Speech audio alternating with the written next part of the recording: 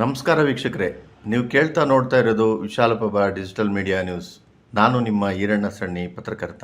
ಮುಖ್ಯ ಅಂಶಗಳು: 2025ನೇ ತುಮಕೂರು ದಸರಾ ಹಬ್ಬಕ್ಕೆ ವಿದ್ಯುಕ್ತ ಚಾಲನೆ, ಗಣ್ಯರು ಭಾಗಿ, ಜಗಮಗಿಸಿದ ವಾದ್ಯವೃಂದ, ಕಲಾ ತಂಡಗಳ ಮೆರುಗು, ಶ್ರದ್ಧಾಭಕ್ತಿಯ ಹೋಮ ಹವನಗಳ ಪಠಣ, ಸಾರ್ವಜನಿಕರ ಉಪಸ್ಥಿತಿ.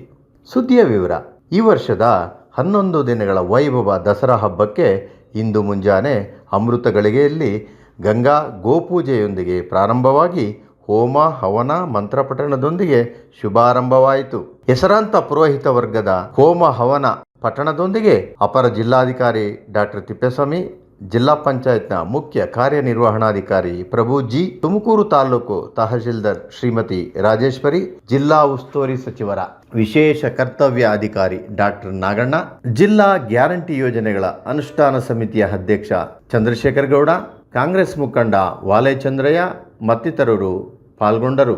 ಗೃಹ ಹಾಗೂ ಜಿಲ್ಲಾ ಉಸ್ತುವಾರಿ ಸಚಿವ ಡಾಕ್ಟರ್ ಜಿ ಪರಮೇಶ್ವರ, ಕೇಂದ್ರ ಜಲಶಕ್ತಿ ರೈಲ್ವೆ ರಾಜ್ಯ ಸಚಿವ ವಿ ಸೋಮಣ್ಣ, ಸಿದ್ಧಗಂಗಾ ಮಠದ ಅಧ್ಯಕ್ಷ ಶ್ರೀ ಸಿದ್ಧಲಿಂಗ ಸ್ವಾಮೀಜಿ, ಕುಂಚಿಟಿಗ ಮಠದ ಶ್ರೀ ಹನುಮಂತನಾಥ ಸ್ವಾಮೀಜಿ, ಮಾಜಿ ಸಚಿವ ಕೆಎನ್ ರಾಜಣ್ಣ, ಶಾಸಕರಾದ ಬಿ ಸುರೇಶ್ ಗೌಡ, ಜಿವಿ ಜ್ಯೋತಿ ಗಣೇಶ್, ಸಿಬಿ ಸುರೇಶ್ ಬಾಬು, ಜಿಲ್ಲಾಧಿಕಾರಿ ಶ್ರೀಮತಿ ಶುಭಾ ಕಲ್ಯಾಣ್, ಪಾಲಿಕೆ ಆಯುಕ್ತೆ ಶ್ರೀಮತಿ ಬಿ ಅಶ್ವಿಜಾ ಮತ್ತಿತರರು ಪಾಲ್ಗೊಂಡರು.